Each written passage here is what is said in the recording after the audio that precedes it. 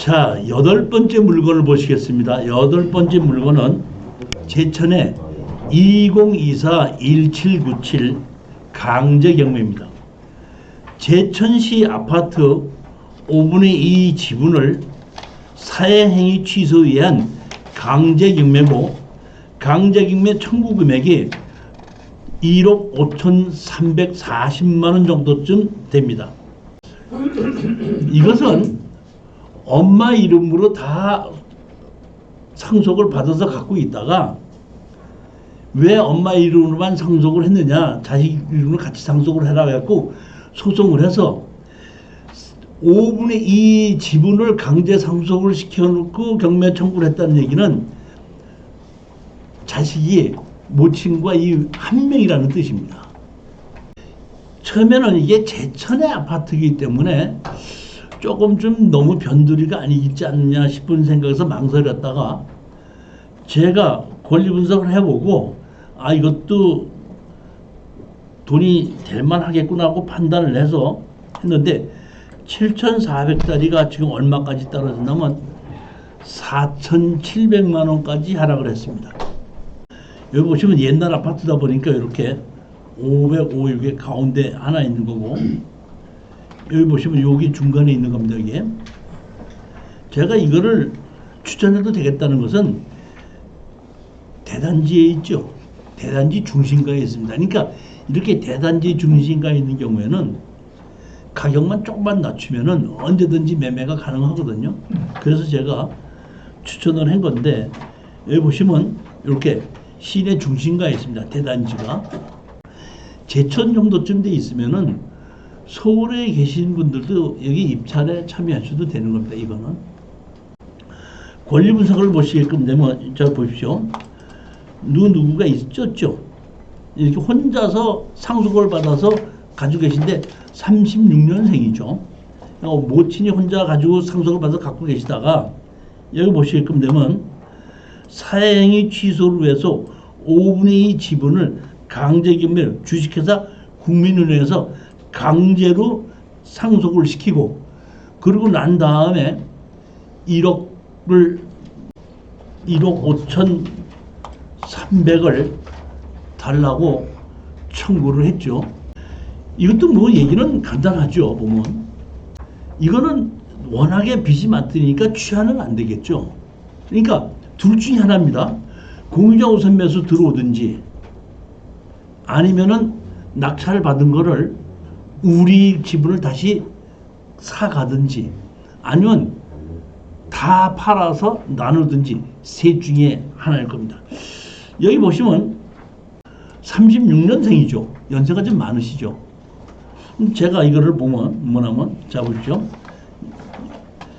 점유자 분석했는데 여기 보시면 뭐라고 나와 있죠?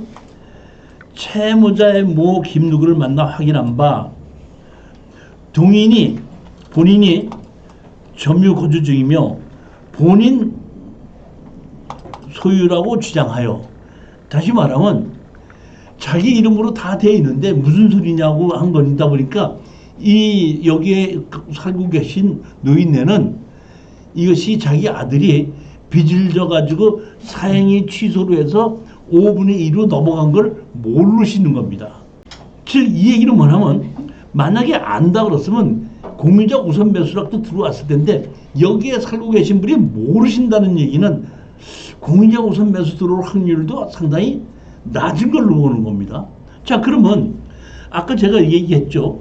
우리는 지분으로 낙찰을 받았을 때 누구한테 팔아야 된다는 것을, 얼마에 팔아야 된다는 것을 항상 생각하고 입찰에 들어가라고 했지 않습니까? 그러면 여기는 모친이 살고 있으니까 모친이 그대로 다시 사야 되는 게 맞겠죠. 사실은 조금 이렇게 노인네들이 혼자 있을 때 이 지분 경매를 제가 꺼리는 것은, 주민등록은 돼 있는데 요양원에 가 있는 경우가 있으면은 그 아들이 그 집 날려버려요. 그러니까 협상을 안 한다 이런 얘기죠. 근데 여기는 모친이 거주하고 있고 거주하면서 이거 내 집인데 무슨 소리야 이렇게 얘기했다는 얘기는 지분이 아들로 사행위 취소로 넘어갔다는 것도 모르고 이건 전부 다 자기 거다 이렇게 생각하고 있다 이런 뜻입니다.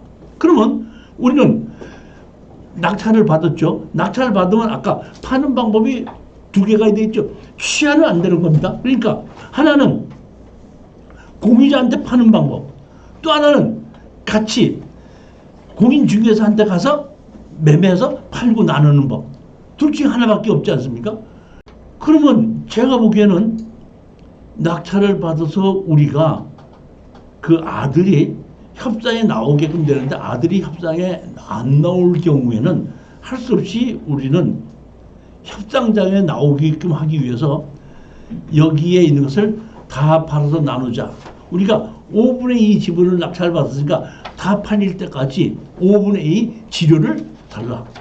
이렇게 요구할 수가 있어서 여기에 있는 아들을 협상장으로 끄집어내서 우리의 그 지분을 다시 매도하고 나오는 거고, 만약에 그것이 안 된다고 하더라도 대단지의 중심의 가운데 있기 때문에 이거는 경매로 낼 것도 없이 같이 공인중개사한테 가서 여기 얼마에 매도를 해달라고 해서 내도 큰 문제가 없이 매도가 될 거라고 봅니다.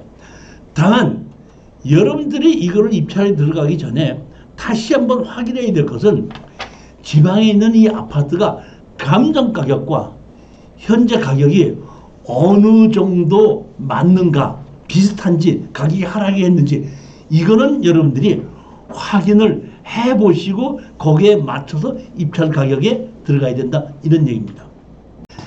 제천 정도면 한번 갔다 오실만 하죠. 자, 여기 보면 제천 거를 제가 이렇게 추천을 했고, 요 다음에 추천할 것이 안동 거거든요. 여기 보면 보도 자료 해갖고 이번 2025년 언제 했죠? 8월 14일 날 세컨드 홈 지원 확대 개선 등으로 지방 건설 경기에 활력을 제공한다. 다시 말하면 지방에 인구가 줄어드는 곳에 땅을, 집을 살 때는 보게끔 되면 양도세, 종부세, 재산세, 취득세에 대해서 전부 다 혜택을 주겠다 하고 하는 것이 정부의 정책입니다. 그러면 여기 보시면 어디가 인구 감소 지역이냐? 인구 감소 지역을 행정안전부에서 발표한 걸 제가 봤더니 여기 뭐가 있죠? 충청도에 어디가 있죠? 제천이 있죠. 그 다음에 여기 경상북도에 어디가 있죠? 안동이 있죠. 그러니까 제가 안동하고 제천하고를 지금 두 개 추천을 했는데 둘 다 인구 감소 지역이기 때문에 낙찰을 받고 팔고 했대 취득세부터 양도세부터 모든 것을 혜택을 받을 수 있는 곳에 위치한 것이라는 겁니다. 그러니까 조금 아까 제가 추천한 그 제천의 아파트도 인구 감소 지역 중에 하나라, 이런 뜻입니다. 그 다음에 지금서부터 제가 오늘 또다시 설명할 안동도 인구 감소 지역에 들어가는 것이다, 이렇게 생각하시면 됩니다. 9번째 물건입니다. 안동의 2024-1050 강제경매입니다. 안동시 임하면 대지 222평 강제경매 청구 금액이 1억 8천입니다. 건물은 매각 제외고 채무자 거주가 중이고 법정상권 성립하고 은행 근저당 설정은 없습니다. 이게 웃기는 게 건물도 같이 경매로 집어넣었다가 건물은 취하가 됐더라고요. 그럼 어떻게 취하시켰는지 참 내가 보면 이 사람이 참 재주도 좋다. 저보고 누가 우리 수강생들 뭐 저보고 어떻게 좀 취하 좀 시켜주겠는데 저는 어떻게 취하를 시켰는지 방법을 모르겠는데 이건 취하를 시켰더라고요. 근데 가장 중요한 건 자 보십시오. 물건번호 1번, 2번을 다 같이 경매로 집어넣었죠. 집어넣는데 이건 땅만 있는데도 얼마에? 105%의 신권으로 낙찰을 받았죠. 이게 다른 사람이 받았을 것 같아요? 여기 주인이 받았을 것 같아요? 주인이 받았다고 전 보는 겁니다. 이건 신권을 바로 들어갔습니다. 근데 여기는 자기가 살고 있는 집이죠. 살고 있는 집인데도 한 번 하라고 했죠. 그러면 이거는 자기가 살고 있지도 않은 전을 105%의 낙찰을 받았는데 전이 더 중요해요? 자기가 살고 있는 집이 중요해요? 살고 있는 집이 더 중요하죠. 근데 살고 있는 집은 한번 유찰을 시켰단 말이에요. 자, 이게 어떻게 된 건가 봤는데, 자, 보십시오. 6,700짜리가 4,700까지 하락했는데 70%에 하락했는데도 제가 추천한 겁니다. 다른 것처럼 49%까지 떨어진 게 아닙니다. 자, 보시겠습니다. 대지가 두 필지죠. 거기에 보면 창고가 있고 주택이 있습니다. 근데 창고와 주택은 매각 제외로 돼 있죠. 그래서 이상하다 싶어서 제가 봤는데, 여기 보면 한 필지는 창고가 지어져 있고 한 필지는 주택이 지어져 있는 겁니다. 여기 보시면 여기는 창고 두 필지인데 한 필지는 창고, 한 필지는 주택이 지어져 있습니다. 용도 지역은 계획관리지역의 자연취락지구입니다. 자연취락지구가 뭐라고 얘기했죠, 제가? 자연취락지구. 자연취락지구. 일종에 준한다. 다시 말하면 어떤 땅이든지 건물을 짓 때는 용도 지역에 의해서 결정이 되는 겁니다.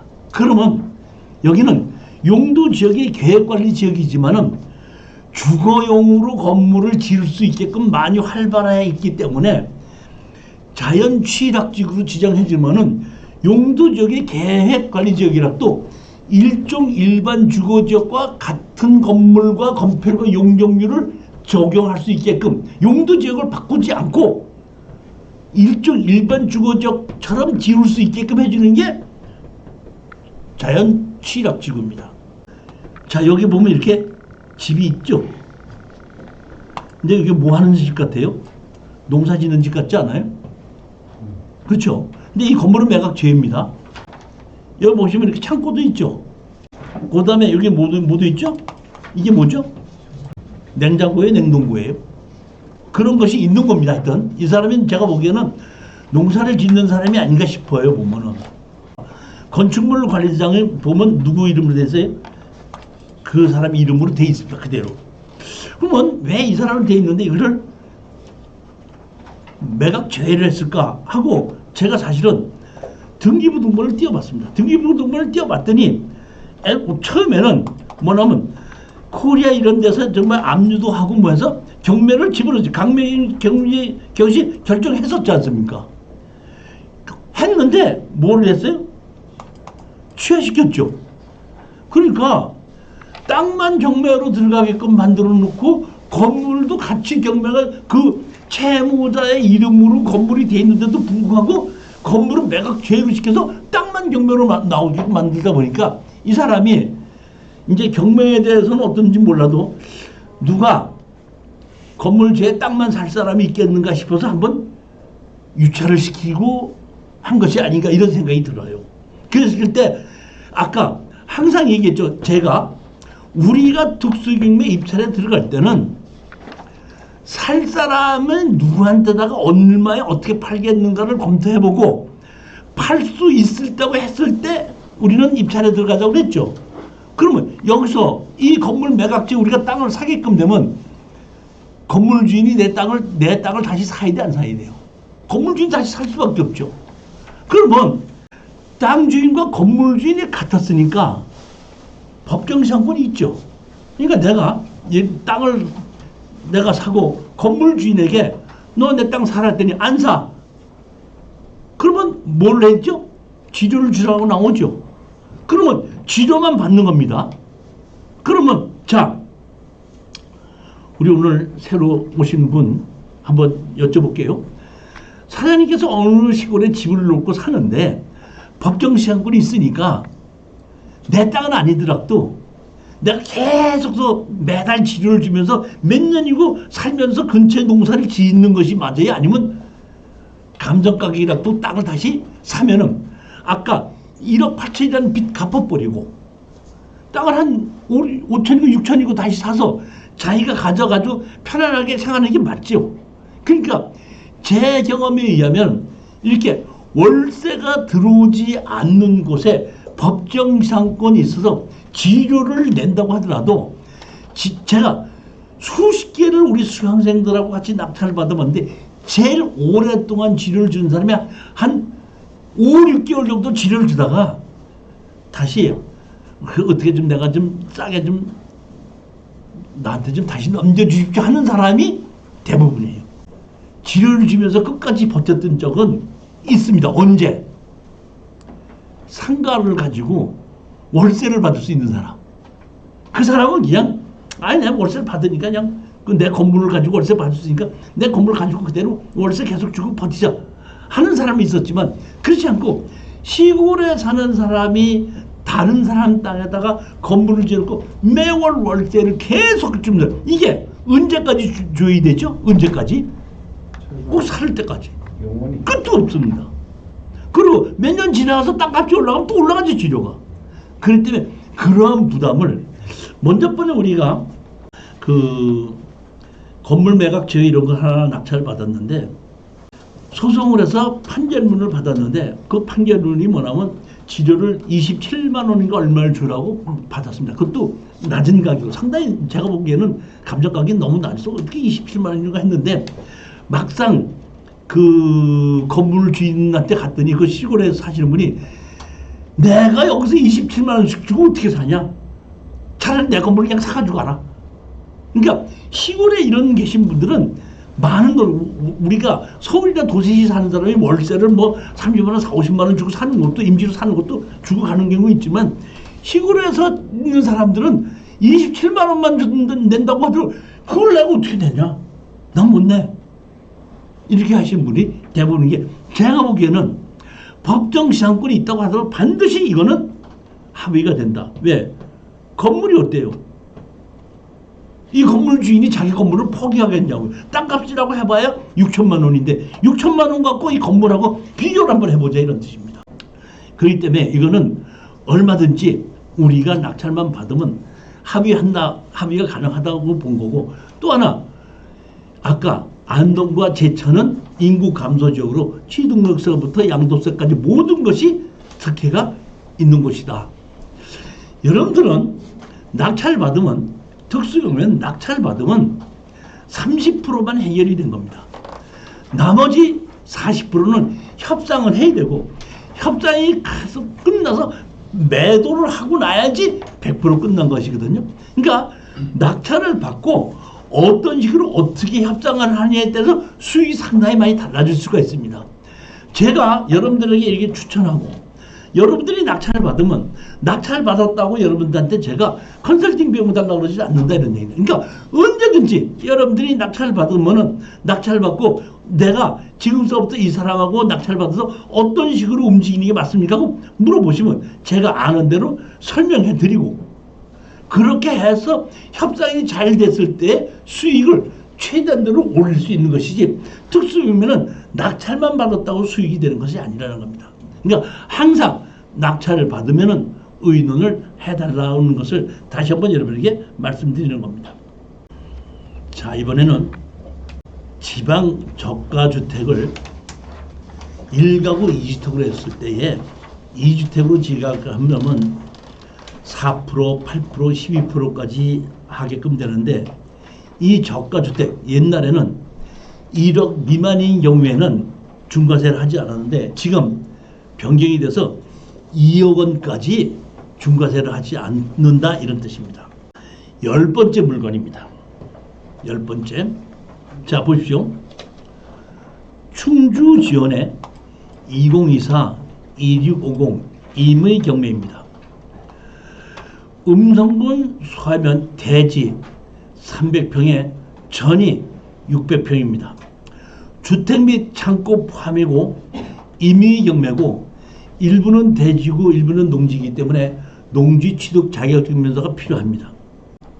제가 농지가 가격을 하락을 했을 때 여러분들에게 농지를 낙찰을 받아서 농지연금도 신청을 하고 농업인이 될 수 있게끔 해라 이렇게 말씀드렸는데 여기에 2억 원 미만으로 평가가 돼가지고 이러한 것을 샀을 때 취등록세를 중과를 하지 않으면서 여기에 인구 감소 지역은 아닙니다. 여기는 음성이기 때문에 그런 거는 없지만은 내가 1가구 2주택으로 여기다 농사를 지면서 세컨드를 지면서 농업인을 만들면서 소유해도 상당히 좋을 것이라는 생각하에 추천을 했고, 제가 이거를 권리 분석을 하다 보니까 여기에 건물 진 지가 얼마 안 되고 이 전부 다가 농지로 있던 거를 분할을 시켰는데, 이 분할을 시킨 이 당사자는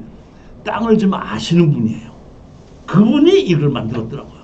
그래서 제가 추천했는데, 자, 제일 첫 번째 감정 가격이 얼마였죠? 4,5,900이 얼마까지 떨어졌죠? 1억 8천까지 이제. 그러니까 농지까지 다 포함하더라도 2억 원 미만인데, 그러니까 농지 빼놓고 나면 아까 2억 원 이하인 경우에는 중과세 안 한다 그랬죠. 서울에 1가구 1주택이 있어도 이거는 안 친다 이런 뜻입니다. 1층, 2층의 단독주택이고 전이 한 필지, 대지 한 필지, 전이 두 필지. 그러니까 전이 전부 다 세 필지고 대지가 한 필지입니다. 그러니까 전으로 돼 있는 것은 농지 취득 자격증명서를 발급받아야 됩니다. 일부 전이 제가 보기에는 이 사람이 포장을 해놨더라고요. 포장을 해놨기 때문에 담당자가 이거를 농사를 지어야 됩니다 하게끔 되면 원상복구 조건으로 농지증을 발급받을 수도 있습니다. 그렇지만 농지증을 발급받는 건 아무 문제가 없다고 생각하시면 됩니다. 자, 여기 보시면 이렇게 보면 이게 농지고, 그 다음에 여기 앞에 있는 여기 보면 이것도 여기도 농지입니다. 근데 농지인데 여기는 포장이 되어 있습니다. 그리고 여기도 이것도 농지인데 이 옆에 건물이 침범되어 있습니다. 건물이 침범되어 있기 때문에 우리는 가장 중요한 게 여기서 핵심이 이겁니다. 농지 취득 자격증명서를 발급을 신청했을 때 담당자가 아마 여기에 포장이 되어 있는 것 때문에 원상복구 조건으로 농지증을 해서 나는 원상복구를 하겠다고 농지증을 발급받는 겁니다. 이게 핵심입니다. 자, 왜 그러냐면은 여기 보십시오. 요걸 가지고 보십시다. 땅을 이 사람이 참 땅을 많이 안다는 얘기는 농지를 분할할 때는 제일 먼저 뭐냐면 지목이 바뀌게끔 되면 분할이 됩니다. 그러면 여기다 건물을 지었으니까 건물이 지목이 바뀌는 거죠. 근데 이걸 대부분 다른 사람 같으면 이렇게 한쪽에다가 전부 다 이렇게 건물을 이렇게 앉혔을 텐데 가운데도 안 찍고 오른쪽에 왼쪽을 분할을 해놨죠. 분할하는 건데 그거 뭐냐? 왜냐하면 여기서부터 제가 본 게 이렇게 보면 이 뒷땅이 맹지다 보니까 우리 땅에 들어가는 진입도로를 사용하게끔 만들려고 이렇게 분할해서 이렇게 만드는 것 같아요. 그 다음에 여기에 농지, 이쪽에 농지를, 여기 농지죠. 여기에 농지를 들어갈 때 이쪽에 도로를 만들어야 되는데 도로를 4m를 만들어 놓고 나면 자기가 대지가 넓어지니까 그렇지 않고 이걸 전부 다 팔게끔 이 도로를 넓게끔 만들어 놓은 겁니다. 그러니까 뒷사람이 어차피 자기가 이거를 살게끔 되면 이 앞에 땅을 사야 되다 보니까 필요한 만큼 다 살아 이런 뜻입니다. 그 다음에 이 사람도 여기 보면 건물을 지려면 이 땅 사야 되죠. 그러니까 제가 보기에는 이 사람이 이거를 이렇게 가운데만 대지로 만들어 놓고 분할한 것은 왼쪽 거를 팔을 때는 이런 식으로 팔고 오른쪽을 이런 식으로 팔겠다는 걸 다 준비를 해놓고 분할한 사람이라는 겁니다. 그러니까 이 사람은 땅에 대해서 아는 사람이에요. 제가 보기엔 그렇습니다. 자, 그러면 이렇게 돼 있는데 여기 농지가 돼 있고 여기 보면 포장이 되어 있습니다. 자, 한번 보시겠습니다. 뭐 용도 지역은 무슨 지역이죠?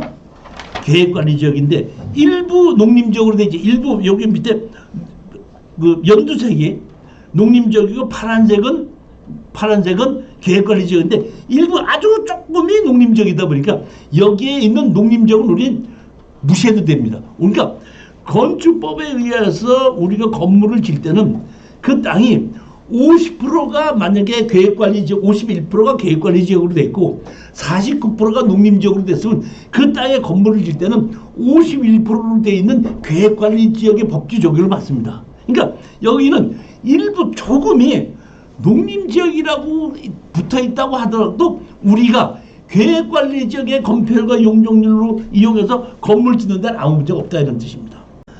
야, 그 보시면 이렇게 집도 요 근래에 새로 잘 지었고 창고도 이렇게 잘 지어져 있죠.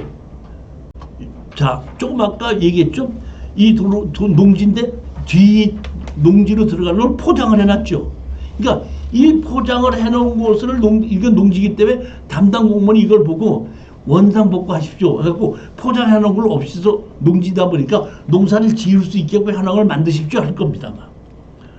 그 다음에 이렇게 보면 복숭아 나무를 심어놨는데 복숭아 딸 때가 아니고 모종을 해서 심었는데 한 2, 3년은 더 자라야 될 것 같아요. 근데 이 복숭아 나무도 포함이 된 거니까 내가 이 농지를 사도록 내가 별도로 농사 지으려고 애쓸 필요 없는데 이거 그대로 두게끔 하고 내가 농업경영체 신고만 하게끔 되면 나를 바로 농업인으로 만들 수 있다 이런 뜻입니다. 그 다음에 아까 오른쪽에 조그만 땅이 있다 그랬죠. 그 땅에 보면 이 건물이 침범해 있죠. 침범해 있습니다. 근데 아까 제가 낙찰을 받을 때 농취증을 할 때 뭐라고 얘기했죠? 원상복구하라 그랬죠. 그러니까 낙찰을 받자마자 측량을 하고 이 사람에게 뭐라고 얘기는 나는 이거를 원상복구 조건으로 해서 이걸 낙찰을 받았기 때문에 당신이 측량을 해봤더니 이만큼 침범했더라. 나는 원상복구 하지 않으면 내가 피해를 얻기 때문에 죄송하지만 이 건물 경계선으로 침범하고 나가주십시오 하면서 내가 뒷땅 도로를 확보를 하고 농사를 짓는 겁니다. 그렇게 됐을 때 내가 이 건물은 건물대로 소유하고 있으면서 아까 뒤에 있는 복숭아 밭을 내가 경영을 하면서 매매할 수 있고 이 뒷땅에서는 내 진입도로를 살아야지 자기가 맹지에서 해결이 되기 때문에 매도를 할 수밖에 없다는 게. 그러면 우리로서는 뒷땅을 우리가 도로를 살 때 일부 사람들은 더 비싸게 달라고 하지만은 아니 그냥 감정가대로 주십시오. 우리 감정가대로 싸고 사고 감정가대로 얼마든지 팔고 나올 수도 있지 않냐 이런 얘기입니다. 그런 여러 가지를 제가 판단을 해보고 여기에 있는 이 음성 물건도 이거는 특수 경매 물건이 아니에요. 뭐 건물 매각 제외나 그다음에 지분이나 이런 게 아니지 않습니까? 아닌데도 불구하고 가격은 많이 하라 그랬죠. 얼마까지 하라 그랬죠? 41%까지 하라 그랬죠. 그 다음에 2억 원 미만인 경우에는 중과대세를 안 받는다 그랬죠. 그런 여러 가지 조건이 이것도 이런 정도 가격에 낙찰 받았을 때는 뭐 주말에 가서 쉬었다가 오기도 하면서 뭐 음성이면 그렇게 멀지도 않죠. 보면은 하면서 그 땅을 옆에 있는 땅을 뒷땅에다 팔면서 내가 건물은 건물대로 따로 있는 대지는 대지대로 따로 매도를 하고 그다음에 뒤에 농지는 농지대로 따로 매도를 한다고 하더라도 크게 문제가 없이 투자할 때 자의 입장에서 봐서는 성공을 할 수 있겠다 하는 마음에 해서 이거는 특수 경매 물건은 아니지만 추천을 한 겁니다. 여기 가장 핵심이 뭐라고 얘기했죠? 원상복구 조건이라는 거. 그러니까 내가 낙찰을 받고 이웃하고 다투는 것 자체가 좋지가 않죠. 왜? 나는 외부인이가 들어갔는데 근데 그 옆에 우리 땅을 침범한 사람은 다투어야 되는데 내가 다투고 싶은 것이 아니라 내가 이거를 원상복구 조건으로 했기 때문에 원상복구 하지 않으면 나한테 이런 불이득이 생기기 때문에 불가피하다 보니까 지금 이렇게 좀 해게끔 해주십시오 얘기하기 때문에 옆에 건물이 이 침범을 했다고 하더라도 어쩔 수 그건 뭐 철거하고 좀 줄인데 큰 문제 없는 건물이잖아요. 무슨 주택이 아니고 창고다 보니까 그렇게 했을 때에 우리가 수익을 얻을 수 있을 거다 이런 생각하에 추천을 하게끔 된 겁니다. 근데 옆에 창고 주인이 안 하겠다고 그러면 또 소송을 해야 되는 건가요? 그렇죠. 측량을 해놓고 이제 그 사람에게 그 옆에 건물 주인에게 철거하고 철거할 때까지 지료를 달라 요구하게끔 되면은 지료를 주지 않으면 지료를 갖고 그 옆에 있는 땅을 경매로 또 집어넣을 수도 있죠. 근데 이제 그것이 측량하자마자 내가 이게 샀는데 너 이렇게 해야 되지 않냐면 이웃하고 사이가 나빠지는데 이웃하고 나빠지려고 한 게 내가 돈 내 욕심 나서는 게 아니라 내가 낙찰을 받을 때에 원상복구하지 않으면 나한테다 이런 불이득이 생기기 때문에 불가피하게 이렇게 됐으니까 지금 이해를 해 주십시오 하는 게 되다 보니까 그런 소송을 해도 할 말이 있다 이런 얘기죠. 교수님 여기 뒤에 큰 땅이 있다 아닙니까? 433. 예. 그 땅을 팔려면 앞에 그 포장한 땅 같이 팔아야죠.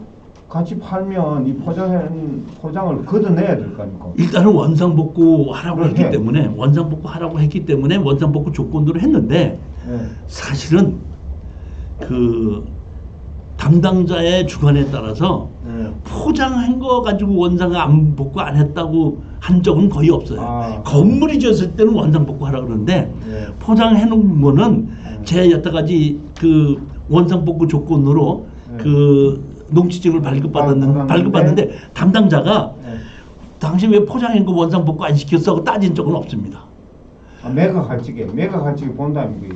매각할 때도 뭐 그 사람이 보고 아이고 막 그냥 알아서 이제 하게 농지증을 띄게끔 행게끔 되는 건데 제가 보면 그것도 이렇게 그 도로로 쓰고 있기 때문에 담당자들이 이렇게 그 뭐 생으로 농사를 짓는 거를 뭐 망가뜨리는 게 아니고 대부분 보면 진입 도로를 쓰고 있지 않습니까? 다시 말하면 이 여기서 보면 농지법에 보면 농로도 농지예요. 네.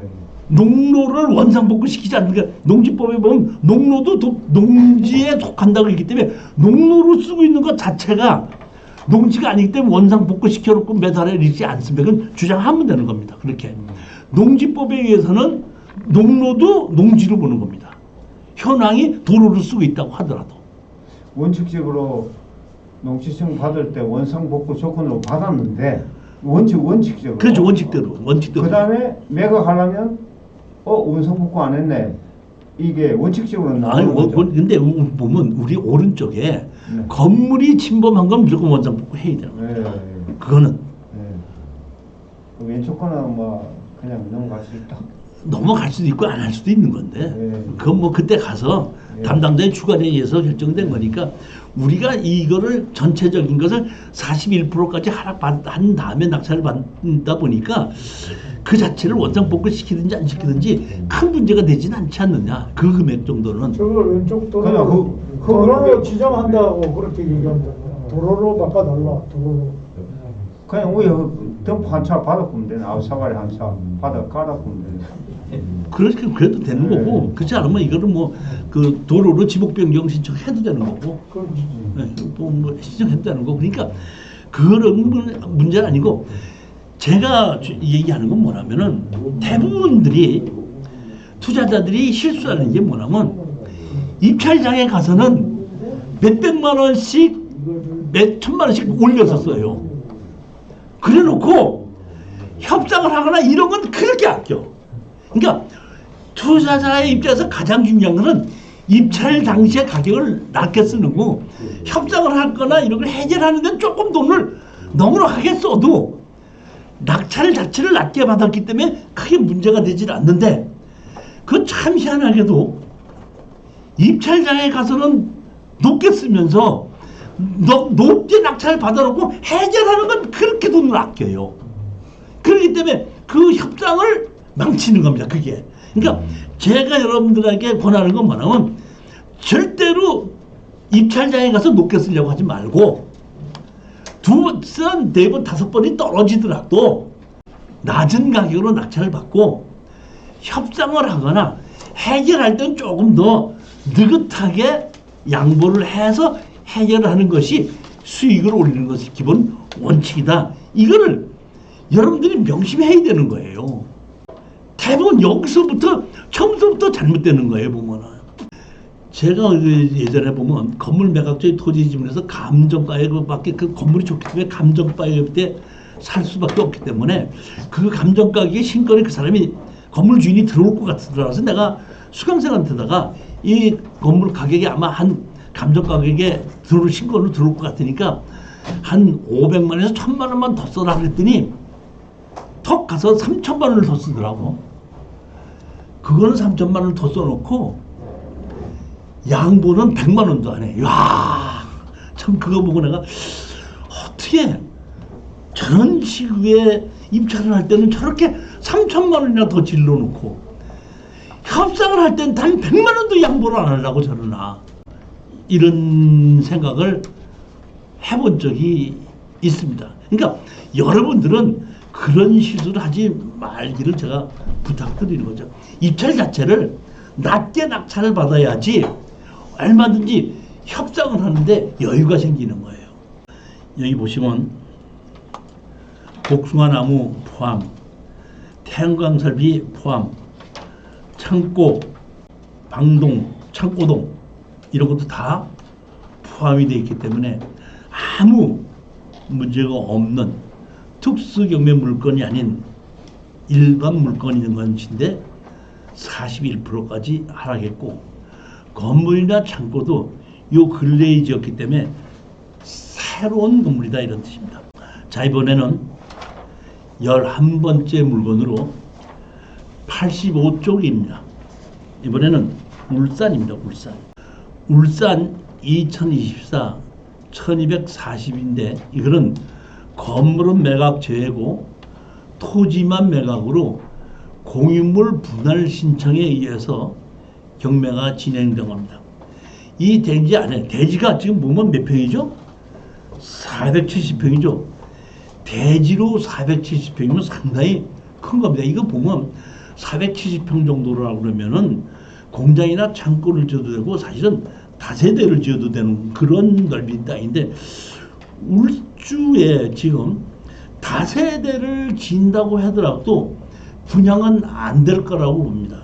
그러니까 이거를 대지라고 해서 낙찰을 받아서 뭐 다세대를 지어서 뭐 매도한다 이런 생각을 가지시면 안 될 겁니다. 자, 보시겠습니다.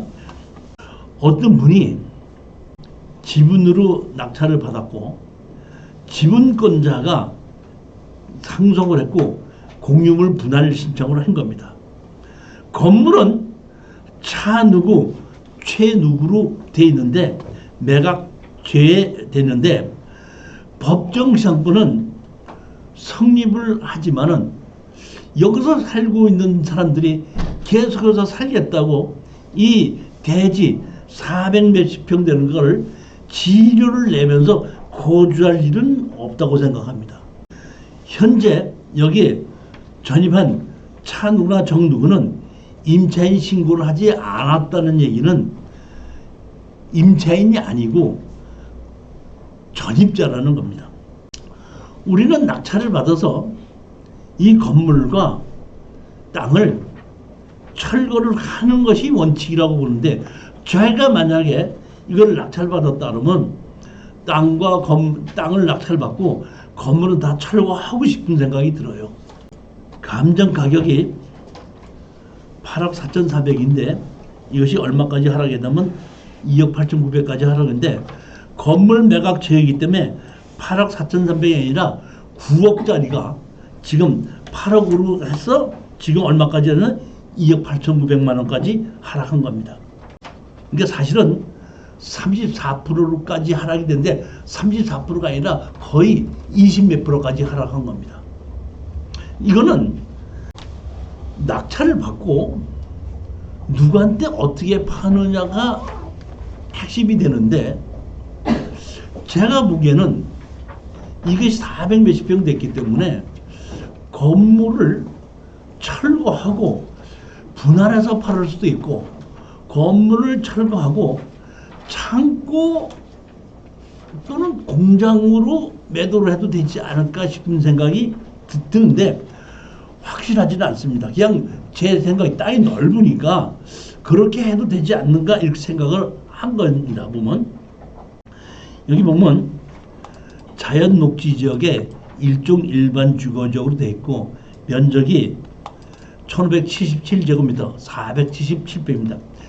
대지가 한 필지로 477평이면 상당히 넓은 겁니다. 이게 제가 봤더니 로드뷰를 봤더니 조금 경사가 지었는데 평평하게 만들어 놓고 조금 낮은 곳에다가는 옛날 건물 같은 것을 지어진 것 같아요. 보면은 이렇게 땅이 있는데 오른쪽 부분에는 도로가 접혀져 있고 왼쪽 부분엔 도로가 좀 있고 요 밑에 가운데 부분은 현황도로가 만들어져 있습니다. 지적법정 도로 놓고 자, 항공사진을 보시면 전부 다인데 여기 집이 두 채가 붙어 있죠. 이렇게 붙어 있지 않습니까? 이렇게 이게 이렇게 분할을 해도 되긴 되는데 제가 보면 이게 보면 조금 있고 여기에 보면 그 건물이 옛날 건물이 좀 있는 것 같더라고요.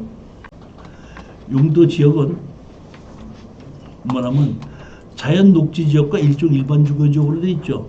여기 보면 붉은색이 자연 녹지 지역이고 노란색이 일종 일반 주거 지역이죠.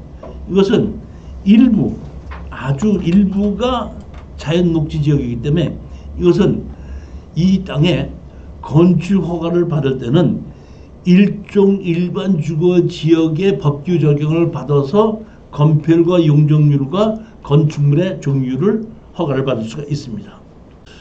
바닷가하고 직선거리로 보니까 836m가 떨어져 있더라고요. 그러니까 도보거리는 자동차 거리를 보게끔 되면 한 1.5km 정도는 떨어진 곳으로 보는 겁니다. 로드뷰를 보면 이렇게 집이 하나가 있고 이렇게 집이 하나가 있죠. 그러니까 요는 슬라브 집이고 요거는 박공집입니다. 이게 도로가 있어서 같이 사용하는 것 같아요. 근데 이쪽에서 보면은 여기가 이렇게 높죠. 높은데 이렇게 축대를 쌓아서 좀 여기는 높였지 않습니까? 요만큼은 높였는데 여기 보면 이쪽에는 밭으로서 평평합니다. 이쪽은 높였는데 그 높인 쪽에 보게끔 되면 옛날 건물이 있죠. 여기 옹벽이 있으면서 여기 보면 축대 같은 게 있으면서 이 축대가 돌아가면서 이런 것이 건물이 하나가 있는 거기 때문에 이 건물은 지금 사람이 살고 있지 않는 거기 때문에 이 건물은 철거를 해야 되는 게 아닌가 싶은 생각이 듭니다. 건축물 관리 대장을 보면 여기 누구 보면 최누구로 돼 있고 그 다음에 또 하나는 차누구로 돼 있어 건축물 관리장은 두 개가 돼 있습니다. 최누구, 차누구. 자 여기 보시면 소유권 지분으로 누가 낙찰을 받았죠. 지분으로 소유를 했고 이렇게 있다가 임의경매 공유물 분할 신청을 한 겁니다. 여기 보시면 누가 강제경매로 매각을 했죠. 지분을. 여기 보면 정누구가 경매로 지분을 낙찰받았지 않습니까? 그러니까 지분을 낙찰받았는데 이것이 언제 낙찰받았냐면 2012년도죠. 그러니까 2012년도면 지금부터 몇 년을 됐어요? 13년 동안 이거를 경매로 낙찰받고 아무 권리 주장을 못하고 있다가 도저히 안 됐으니까 이제 알았는지 이거를 공유물 분할로 경매를 신청을 했더라고요. 제 이 얘기는 뭐냐면 특수 경매는 해결하는 방법을 모르시는 분들은 입찰을 하면 안 되는 겁니다. 아무리 가격이 떨어졌다고 하더라도. 여기 보시면 상속을 했죠. 상속을 했는데 상속에 또 상속이 돼갖고 지금 상속자가 이렇게 많아요. 상속자가 많다 보니까 이거는 공유물로 분할을 하기 전에 이건 분할을 될 수가 없습니다. 아무 협상도 안 되고 아무것도 안 된다는 겁니다. 그러니까 우리는 낙찰을 받아서 무허가 건물이 아니라 건물 주인들이 있죠.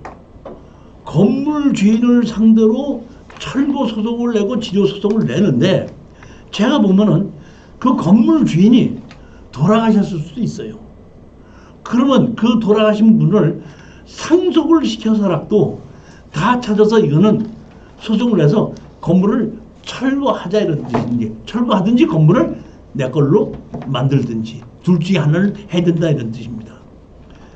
그래야지 해결이 되기 때문에 이거는 낙찰을 받고도 건물을 내 거를 만들 때까지 소송을 하게끔 진행을 하게끔 돼 최소한도 1년 정도는 걸릴 거라고 보는 겁니다.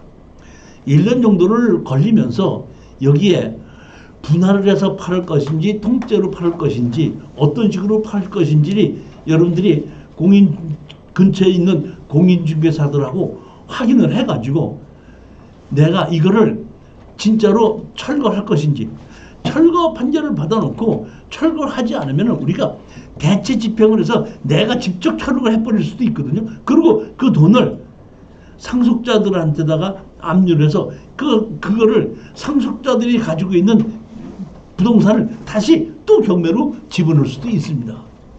그렇게 할 수도 있고 건물을 내 걸로 매입할 수도 있는데 이 건물이 외형상으로 봤을 때는 그다지 좋아 보이지는 않고 특히 제가 보기엔 이게 난방을 뭘로 하는지를 모르겠어요. 이렇게 돼 있다고 했을 때는 이 사람들이 도시가스를 신청했을까 싶은 생각도 들고 도시가스가 안 들어왔다고 했을 때는 얘는 어떤 경유로 했는 것인지 어떤 식으로 했는지 모르기 때문에 제가 판단하기에는 이거는 현장 답사를 가봤을 때 이 앞에 도시가스가 들어가 있는지 건물을 지금 난방을 어떻게 쓰고 있는지 그런 걸 따라서 건물을 철거를 하든지 내 걸로 만들든지를 거기에 있는 공인중개사하고 협상을 하고 난 다음에 철거를 강행할 것인지 그대로 둘 것인지 이런 것을 판단해서 해야 될 것인데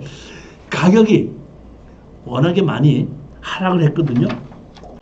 여기 보시면 지상 건물을 없는 걸 있는 걸로 계산했으면 9억 9천짜리잖아요. 9억 9천짜리가 지금 그렇게 하락을 한 거예요. 이 땅이 좋아서 사는 것이 아닙니다.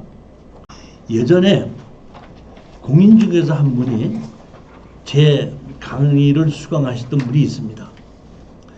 그분이 저한테다가 같이 맥주 한 잔을 하면서 얘기하시는 게인데 저는 공인중개사 사무실이 1층에서 대로변에 있지 않고 2층을 얻어서 사용하고 있습니다.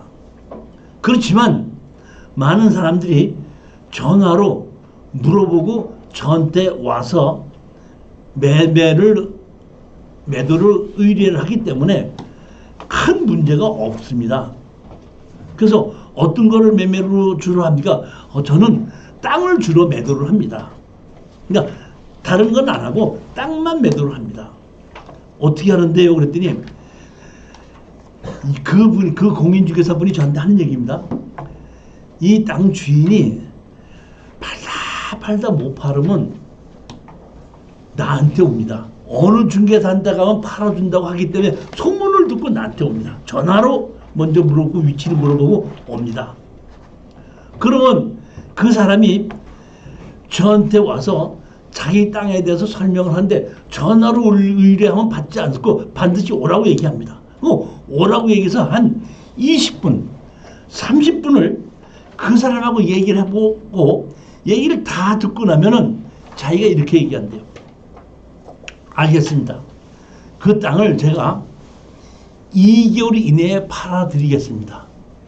따라서 2개월 이내에 돈을 팔을 것을 생각하시고 계획을 잡아도 아무 문제가 없습니다.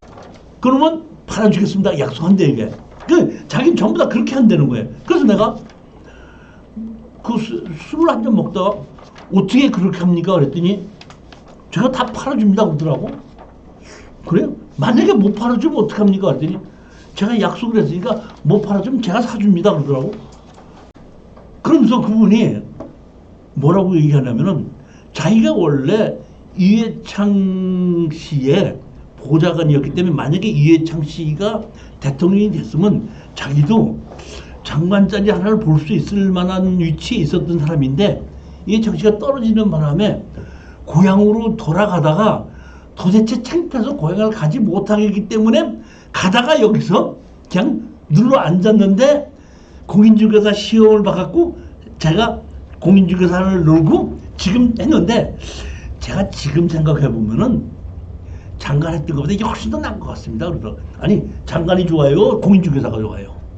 장관이 좋죠. 근데 그 사람은 공인중개사 더 낫다 이거야. 그럼 왜요? 그랬더니 훨씬 자유롭게 돈을 얼마든지 잘 벌 수 있다 이런 얘기야. 한 달에 얼마나 버는데 해서 제가 한 달에 못 벌어도 5천에서 1억은 법니다 그러더라고. 아니 공인중개사에서 한 달에 5천에서 1억 버는 사람 봤어요? 못 봤습니다. 근데 가장 중요한 건 그 사람 말 맞다나 자기가 팔아준다고 약속을 했고 2개월 안에 팔을 수 있으면 돈 벌어요. 그래서 내가 그거 한번 배워야 되겠는데 그 파는 방법이 뭡니까? 하고 제가 물어봤습니다. 그랬더니 그때 그분이 한 대 탁 먹으면서 사실은 30분 동안 제가 그 땅 주인하고 얘기를 하면서 뭘 살펴보면 하면 이 사람이 자기가 갖고 있는 땅의 가격을 알고 있는지 모르고 있는지도 먼저 파악해 봅니다. 그렇게 해서 자기 땅을 몇 년 동안 갖고 있어도 정확하게 땅 가격을 파악하는 사람이 없는 경우가 많잖아요.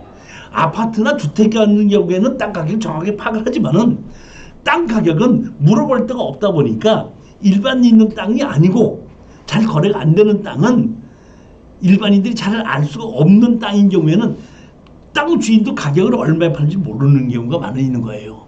그러다 보니까 제일 먼저 그거부터 먼저 얘기를 해보면은 한 20-30분 얘기해보면 자기가 다 나오는데 그걸 나오면 자기는 이 땅을 얼마에 팔 수 있는지 알기 때문에 얼마에 팔아주겠다고 약속을 한다 이거예요.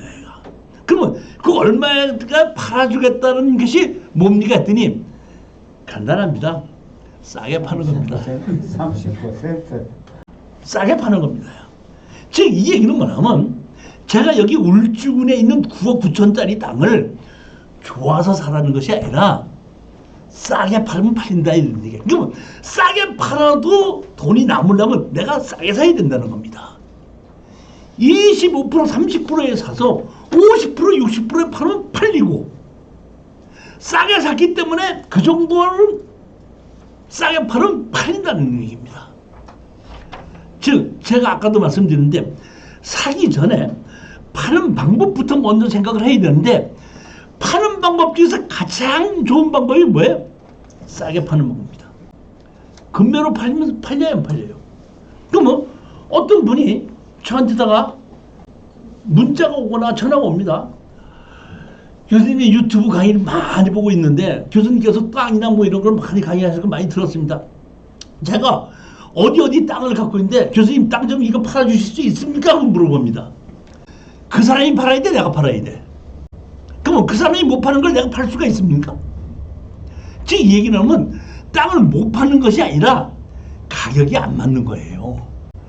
다시 말하면 싸게 팔 수 있을 때는 우리는 싸게 사면 싸게 팔 수 있다는 뜻이거든요.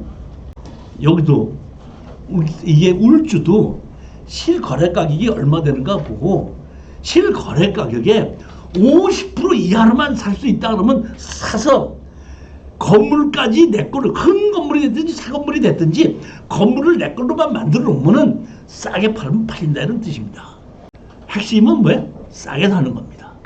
그러니까 이 울주의 이 땅을 제가 추천하는 것은 가격이 9억 9천짜리가 2억 원대까지 하락했기 때문에 추천하는 것이 이 땅 자체가 좋으니까 사라 이런 얘기 아니에요. 아까 제가 말씀드렸죠. 제일 처음에 좋은 물건과 돈이 되는 물건은 다르다고 얘기했죠.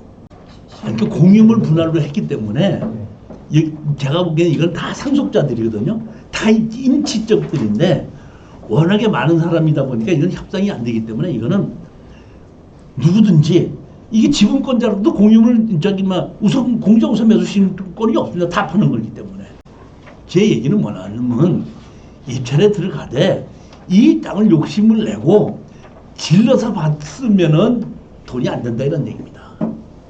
내가 마실 가는 마음으로 법원에 가서 최저 가격으로 여기 써서 낙찰 받으면 돈이 안 되고 못 받으면 내가 다른 거 또 고르겠다. 아까도 제가 처음부터 말씀드렸죠. 그런 식으로 입찰에 들어가야지 수익이 생긴다는 겁니다. 12번째 물건을 보시겠습니다. 이번에는 고향 물건입니다. 2024 85280입니다. 파주시 야동동의 대지 126.14평의 도로 코너에 토지만 공유물 분할 경매고 거기 건물은 매각처인데 건물은 위반 건축물로 되어 있습니다. 법정 상권이 있는지 없는지는 정확하게 판단할 수가 없어요. 그러니까 등기가 완화가 돼 있었고 애초에 주인이 누구였는지는 안 나오고 상속받은 데서부터 나왔더라고요. 앞에 있는 건 너무 복잡하게 다 없애버렸더라고요. 그러니까 애초에 누군지 모르기 때문에 이거는 그 법정상권이 있는지 없는지는 판단이 되지 않지만 법정상권이 있어도 이 사거리 코너에 이 비싼 다시 말하면 감정가 4억 8천짜리를 지료를 내면서 이 건물을 사용할 사람은 없기 때문에 제가 법정상으로 있는 거 없는 거를 따지지 않아도 상관없다고 생각하고 추천한 겁니다. 2006년도에 가등기가 돼 있는데 제척기, 가등기 제척기간이 제가 10년이라고 그랬죠? 그럼 2006년도면 지금 15년 지났죠? 15년 지났으니까 이 가등기는 제척기간에 의해서 말소입니다.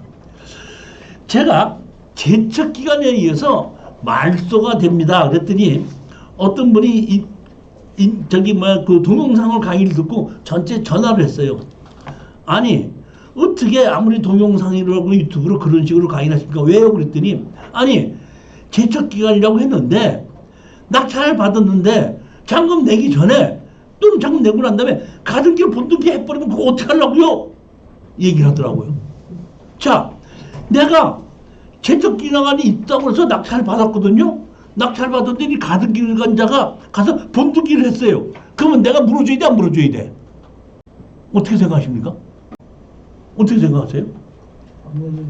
아니, 그거를 잘 법을 몰라서 아닌데 제척기간이 지나면 등기소에서 등기를 안 받아줍니다. 가등기를. 본등기 신청해도. 그러니까 그런 법을 모르기 때문에 낙찰 받고 갔는데 제척기간이 지났다고 하는데 본등기 해버리면 어떡합니까? 하는 사람이 있는 거예요. 제척기간 지난 거 갖고 가등기 가지고 본등기 한번 하러 여러분이 등기소 가보십시오. 등기해주나. 자, 이 사거리 코너에 있는 건물 매각지회가 땅이 4억 7,800짜리가 2억 3,400까지 하락했습니다. 11월 12일입니다. 자, 보시겠습니다. 매각에서 제외되는 지상 건축물을 위한 법정 지상권 성립 여부는 불물명. 최저 매각 가격은 지상 건물의 소재로 인하여 제한받는 가격임. 건축물 대장은 위반 건축물로 등재되어 있음. 건축물 관리장이 별도로 있는데 위반 건축물로 되어 있다 이런 뜻입니다. 땅이 몇 평이죠? 417제곱미터에서 126.14평입니다. 근데 이게 보면 코너에 있는 땅입니다. 용도지역은 단독주택인데 매각죄입니다. 자, 여기 보면 이렇게 삼거리 코너에 있는 겁니다. 이게 원래는 이게 가려갖고 안 보이는데 어떻게 제가 찾아가지고 여기 요 코너에 있는 땅을 제가 이렇게 항공사진 보게끔 만들었습니다. 보면 용도 지역이 무슨 지역이죠? 보면 자연 녹지 지역입니다. 녹색인 경우에는 자연 녹지 지역이죠. 자, 여기 보시면 이렇게 코너가 있고 여기 보면 여기가 뭐죠? 여기 보면 금촌역입니다. 금촌역 앞에 있는 데서 한 400m 떨어져 있는 코너에 있는 건물 매각제 토지만 매각입니다. 요 건물입니다. 요 건물. 로드뷰로 보면 이렇게 돼 있죠. 건축물 관리장에 뭘로 나와 있죠? 위반 건축물로 돼 있죠. 근데 원래 위반 건축물로 돼 있으면 위반 사항이 건축물 관리장 두 번째 페이지에 적혀 있는 게 원칙이거든요. 이 원칙이 있었는데 여기 두 번째 페이지에 보면 철거 확인에 의거 말소해가 24.6이라고 다른 거 있는 건물은 말소를 했고 이 건물이 무엇에 대해서 위반했다는 것이 안 적혀 있습니다. 따라서 이거는 여러분들이 입찰 들어가기 전에 여기 건축과에 방문을 해서 위반사항이 뭔지 이행강제금이 나오고 있는지 이거를 확인해보고 입찰에 들어가면 내려갑니다. 여기 보시면 소유자, 건물의 소유자가 누구였었죠? 최누구였었죠?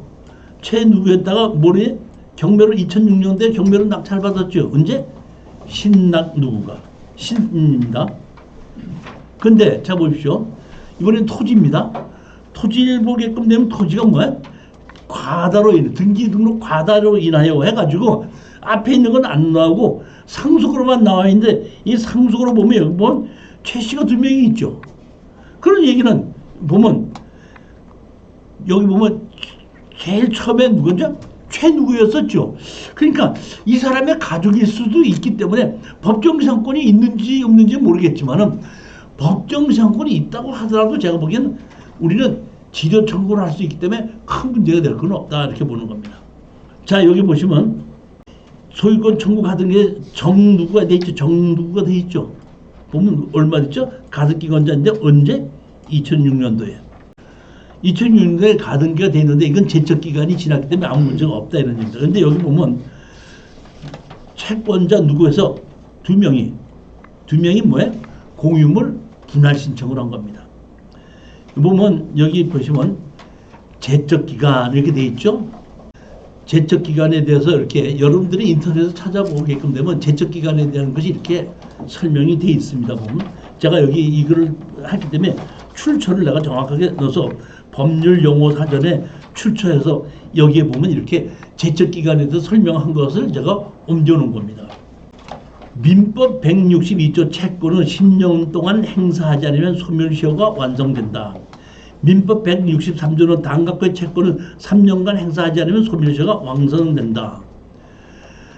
가압류나 가처분이나 가등기는 등기부 등본에 있는 채권 채무 관계고 그런 것이 없이 그냥 일반 채권으로 해갖고 채권 채무가 있는 것이 있는데 일반적으로 서로 돈 주고 받을 거 있는 건 채권 채무 관계가 달라 그러지 않고 3년이 지나면은 그냥 소멸시효가 완성이 되는 건데 그거는 등기부 등본에는 3년이 지나도 안 없어지지 않습니까?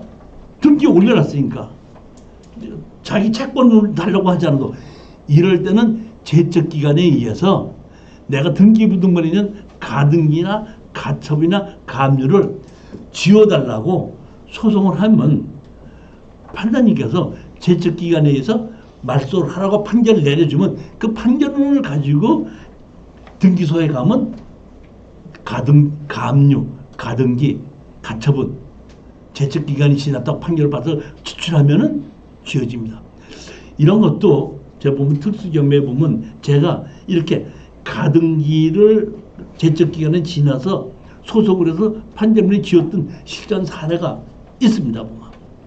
지금 보면 유누구가 있는 걸로 돼 있죠. 임차인으로 돼 있는데 여기 보시면 감정평가사가 현황 조사서에 보면 유누구가 지상 건물의 소유자임 이렇게 돼 있죠. 그런데 아까 지상 건물의 주인은 다른 사람 이름으로 돼 있었죠. 그런데 현재 주인은 누구라고 주장하다 보니까 제가 보기에는 옛날 사람 이름은 그대로 두어놓고 그거를 먼저 사람 여기 있는 지금 사람이 주인으로 내가 주인이고 실질적인 명의 이전은 안 했지만 실질적인 내가 주인입니다. 이렇게 한 것 같습니다. 그리고 그 사람이 주인으로 됐기 때문에 여기 감정평가 있는 걸 가지고 인도 명령을 우리가 건물은 낙찰을 받지 않고 토지만 낙찰을 받았으니까 인도 명령 대상은 안 됩니다. 그렇지만 이 사람을 상대로 해서 철거와 지료 소송은 낼 수가 있죠. 자, 이번에는 13번째 물건입니다. 수원의 2024-5935입니다. 용인시 처인구의 전이 3246제곱미터다 보니까 약 900평인데 임의경매고 지목이 전이다 보니까 농지 취득 자격증명서가 필요합니다. 지적법상 도로가 없고 국유지 국어와 현황도로를 통해서 제가 보기에는 건축허가가 가능하다고 봅니다. 현재 축사와 농업용 전으로 사용 중이고 농지연금도 신청이 가능하다고 봅니다. 제가 보기에는 여기는 이렇게 용인시 최인구 고림동이면 용인시의 중심 쪽에 있는 땅인데 좀 가까운 땅인데 감정 가격이 12억짜리가 4억 4,500까지 하락했다는 뜻은 건축허가가 나지 않는다고 보고 또는 건축허가를 내주지 않는다고 생각했기 때문에 가격이 하락한 게 아닌가 싶습니다. 자, 보십시오. 여기 감정가격 보면 얼마죠? 12억 9천이 얼마까지 하락했죠? 4억 4,500까지 하락을 했죠. 자, 보시겠습니다. 농지 취득 자격증에서 필요한 거고, 공부상 지목은 전이나 현황은 가축 축사로 일부는 밭으로 이용 중임 이렇게 되어 있습니다. 제시의 건물 매각 죄입니다. 이거 보시면 요 땅입니다. 이게 하천이 있고 하천을 가로질러서 다리가 놓아져 있는 거 옆입니다. 이렇게 여기 축사가 있고 여기는 농사를 짓고 있습니다. 자, 보시겠습니다. 여기 보면 축사가 있고 여기에 농지를 하죠. 그러면 여기 보시면 이렇게 여기 보면 현황도로가 이렇게 있죠. 현황도로가 있습니다.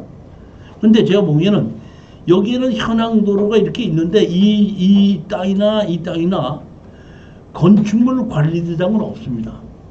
건축허가 나있진 않다 이런 얘기입니다. 그러면 여기 지적도에 이렇게 돌아왔고 현황도로가 있으면 이 현황도로를 가지고 건축허가 나서 건축허가를 받으면은 제가 보기에는 감정가격보다 아까 얘기했듯이 감정가격이 한 60, 70%로 낮춰가지고 건축허가만 받으면은 공인중개사가 이게 팝니다. 그럼 공인중개사한테다 얼마를 주겠다 약속을 하고, 다시 말로 공인중개사는 이걸 매도를 하지 않는 것은 건축허가 안 난다. 그 다음에 수수료가 얼마 안 생긴다 하는데 수수료가 생기고 건축허가 난다 하면은 틀림없이 그 공인중개사는 이거를 매매하는데 동참할 거라 이런 얘기입니다. 그러면 과연 이 땅으로 건축허가 나겠냐 이런 얘기입니다. 용도 지역이 자연 녹지 지역이죠. 근데 여기 보면 요 땅인데 여기 보면 도로는 없습니다. 자, 그런데 요 우리 땅 앞에 이게 현황도로, 그 현황도로에 이 땅 있죠, 그거. 땅 주인이 누구죠? 누구지? 국토교통부. 국가 땅이죠. 그러니까 국가 땅이라는 이런 얘기입니다, 이게. 우리가 지금 입찰에 들어가는 땅이 이 땅이죠. 이 땅인데 이 국유지 이 땅을 현황도로를 통해 가지고 여기 보면 건축허가 난 게 여기도 건축허가 났고 여기도 건축허가 두 개가 났습니다. 두 개가.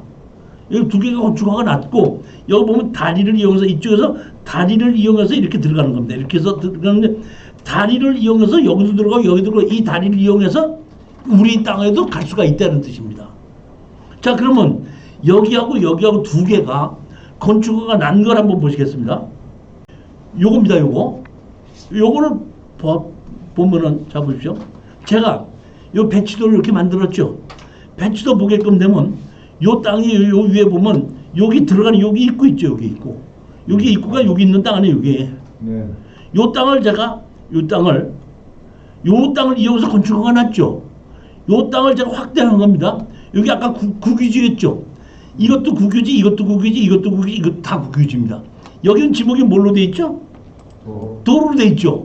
그러니까 여기도 여기 보면 여기 도로까지 전까지는 여기 보면 이 건축허가를 받으면서 여기 다 이렇게 연결시켜서 이거를 건축법상 도로로 인정한다. 여기 국유지 현황도로 인정해서 건축법상 도로로 인정해서 허가가 난 겁니다. 즉 이 얘기를 말하면 국가나 지방자치단체에서 구거나 하천부지로 현황으로 포장이 돼 있을 때는 토지주의 사용등록 없이도 그거를 건축법상 도로 인정 건축허가를 내준다 이런 뜻입니다. 하나 더 볼까요? 여기 보면 건축물 관리장이 이렇게 있습니다. 일종 근리생활을 하시는데 한국가스공사죠. 공기업이죠. 그러니까 어떤 분은 또 그래. 공기업이니까 건축허가를 내주지 공기업 아니고 개인이지만 안 내줄 수 있냐 않냐는데 건축허가를 내주는데 공기업이든지 아니든지 똑같은 도로가 있으면 허가를 내주든 아니면 허가를 안 내주는 것이지 공기업이기 때문에 건축법상 도로가 없어도 건축허가를 내주고 안 내주는 건 아니다 이런 얘기입니다. 자, 그러면 그 옆에 또 하나 있죠. 이번에 옆에 있는 땅, 이 땅도 보십시다. 이 땅도 보면 이 도로를 이용했죠. 여기도 보면 이 땅 도로를 여기 현황도로 이용했죠. 이거는 여기 이 현황도로를 이용한 것을 가지고 아까 다리까지는 안 집어넣었지만 이 현황도로를 뭐라고 했죠? 현황도로라고 나와 있죠. 근데 즉 다시 말하면 이 땅도 이 앞에 있는 현황도로가 건축허가를 냈고 이 여기 있는 가스공사도 현황도로가 있고 우리도 이 현황도로가 어디에 우리까지 땅으로 연결되어 있다는 뜻입니다. 핵심은 이 땅을 가지고 우리가 낙찰을 받았을 때 팔아야지 돈이 되는 거 아닙니까? 낙찰 받는다고 돈이 되는 거 아니지 않습니까? 낙찰을 받아서 팔려면 공인중개사한테 의뢰를 해야 되는데 공인중개사가 괜히 수수료 조금 받다가 건축허가도 못 받는 거를 가지고 수수료했다 자기가 문제가 생길 수 있으면 중개 안 한다 이런 얘기죠. 그러니까 우리는 낙찰 받으면 뭐부터 먼저 해야 돼? 건축허가부터 신청하는 겁니다. 뭘로 신청해? 농업인의 주택. 제일 쉬운 겁니다. 농업인으로 주택을 신청해놓고 사는 사람은 건축허가 났으니까 뭐에 의해서 용도 변경에 의해서 거래생활로 짓든지 창고로 짓든지 공장을 짓든지 이미 허가가 났으니까 그 농업인의 주택이라도 허가가 났다는 뜻인 도로가 인정이 됐다는 뜻이거든요. 여기서 여러분들이 다른 거는 말고 이런 있을 수가 있습니다. 여러분이 조심하셔야 될 겁니다. 지목이 전이죠. 전이면은 뭘 해야 되죠? 개발. 농지전용과 개발행위 허가를 받아야 되죠. 개발행위 허가를 받을 때에 여기 뭐야? 건축법상 도로가 있으면 개발행위에서 건축법상 도로가 있으면 그건 도로 인정한다. 근데 또 하나 부족한 게 뭐가 있죠? 배수로입니다. 다시 말하면 이 현황 도로에 배수로가 없다 그러면 내가 배수로를 따로 만들어야 되는 겁니다. 핵심은 그겁니다 지금. 그러니까 내가 만약에 여기에 현황 도로를 가지고 건축 허가를 받는다 하면 개발행위 허가를 받아야 되는데 거기에 조건에 배수로를 어디까지 연결시킬 것이냐 하는 것인데 문제는 뭐냐면 내가 이것이 현황 도로가 개인 땅인 경우에는 땅 주인의 사용승낙을 받아야 되는 게 원칙이다 이런 얘기예요. 근데 누구 땅이죠? 국가 땅이다 보니까 굴착 허가만 받아서 배수로를 좀 길게 뽑아야 되는 것이 문제점이에요. 개천이 가깝다 아닙니까? 바로 옆에 개천인데 정화조 설치해갖고 그거를 개천에다가 연결시키는 거를 담당 공무원이 허가를 해주겠냐 이런 얘기예요. 그러니까 정식으로 배수로를 하는 거에다 연결시키는 조건으로 허가를 내줄 거다 이런 얘기니까 즉 이 얘기는 뭐냐면 배수로를 만드는 것 자체가 돈이 좀 들어갈 수 있기는 하겠지만은 워낙에 이 비싼 땅이 가격이 하락했기 때문에 그 배수로 만든다고 한 1, 2천만 원 정도 들어가는 것은 이 땅에 투자하는데 큰 문제가 안 된다는 겁니다. 11월 8일 날 제가 토지 특강을 할 때도 이렇게 개발의 효과를 정확하게 가르쳤는데 대부분 실수는 여기서 실수를 하는 거예요. 건축가에 가서 물으면 건축법상 도로 있으니까 아무 문제가 없습니다 얘기합니다. 그러니까 건축가가 나는가 보다 덜컥 계약을 했는데 도시 개발과에 가면 개발의 효과를 받았는데 배수로 사용승낙 받아오십시오 이렇게 얘기를 하거든요. 그랬을 때에 지금 배수로 사용승낙을 받아야 되는데 이건 맞는 얘기입니다. 제가 보기엔 이 현황도로에 배수로 없을 거라고 봐요. 그렇지만 배수로에 있는 사용하는 땅이 국유지이기 때문에 배수로를 내가 좀 더 길게 만든다는 거 말고 건축허가를 다른 사람한테 사용승낙을 받지 않아도 되기 때문에 그 문제는 없다 이런 얘기입니다. 즉 이것은 우리가 파는 방법이 건축 낙찰을 받고 농지전용 허가를 받아서 개발행위 허가를 받아서 농업인의 주택을 진다고 해서 건축 허가를 받고 건물을 지으라는 얘기가 아니라 건축주 명예 변경에서 땅과 건축 허가를 같이 넘겨주면 공인중개사가 알죠. 건축 허가 났네. 그러면 낙찰 받아갖고 그런 생활이 싫은지 모르든지 얼마든지 바꿀 수 있다는 걸 알기 때문에 그때는 중개사한테다 내가 당신이 얼마에 매각을 할 수도 있게끔 해주면 내가 중개료를 얼마로 따로 보수를 주마 하게끔 되면 매매가 되는데 자 보십시오. 이게 감정 가격이 얼마였었죠? 얼마? 13억 13억인데 지금 얼마까지 낙찰 받았죠? 4, 5천 그럼 예를 들어서 5억 주고 낙찰 받았다 그러면 가정합시다. 그러면 13억짜리를 내가 5억 주고 낙찰을 받았으니까 감정가 13억짜리를 중개사한테다가 8억에 팔아주십시오. 아까 파는 방법이 어떻게 판단했죠? 싸게 판다는 얘기예요. 그러면 건축 허가를 그러니까 건축 허가를 못 받으면 그렇게 싸게도 안 팔리지만 건축 허가를 받아갖고 가격을 하락을 시키면 팔린다는 얘기입니다. 오늘도 여러분 강의를 들으시라고 무척 고생을 많이 하셨는데 또 다시 한번 말씀을 드리는데 이런 특수 경매를 입문을 하고 제가 권리 분석을 해드려도 여러분들이 정확하게 더 이해를 하시려면은 토지의 원칙을 알아야 되는 겁니다. 부동산 투자는 가격이 올라가는 원인이 뭐 때문에 올라가냐면 땅 때문에 올라가는 거거든요. 그러니까 땅에 대한 원칙을 정확하게 판단할 수 있어야지 이거 돈이 되겠구나 안 되겠구나 할 수 있기 때문에 이번에 11월 8일 날 오후 1시부터 6시까지 제가 토지 개발을 총 정리를 해서 아주 알기 쉽게 여러분에게 설명을 드리도록 하겠습니다. 절대 5만 원을 내고 5시간 강의를 들어도 후회하지 않는다는 걸 제가 장담합니다. 자, 안내들 들어가시죠. 감사합니다. 고맙습니다. 교수님 제일 마지막 땅 네. 배수로를 만들 때 해나은 모르지만 가스공사 있는 데까지 끌고 가면 그렇죠. 되겠네, 그죠? 거기까지는 가져야 될 거예요. 제가 보기엔 그렇습니다.